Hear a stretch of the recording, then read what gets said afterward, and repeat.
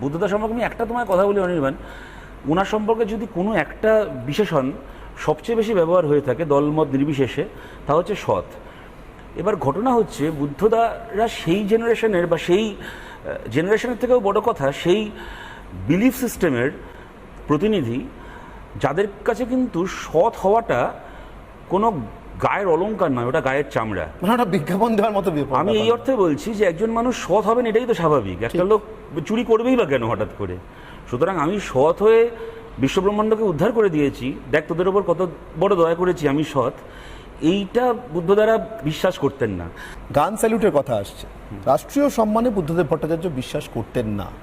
তার পদ্মভূষণ না নেওয়া নিয়ে এই স্টুডিওতে তোমার আমার সঙ্গে অনেক বিতর্ক হয়েছে, সেটা অন্য দিনের কথা।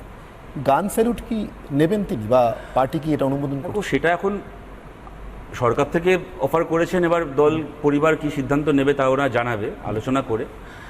তবে দেখো, আজকের দিনে এই কথাগুলো বলতে চাই না, কিন্তু যেহেতু প্রসঙ্গটা উঠলো তাই আমি বলছি অনির্বাণ, দেখো ল্যান্ডমাইন থেকে শুরু করে গান স্যালুটে যদি শেষ হয়, তাহলে বলো কে জিতলো কে হারলো?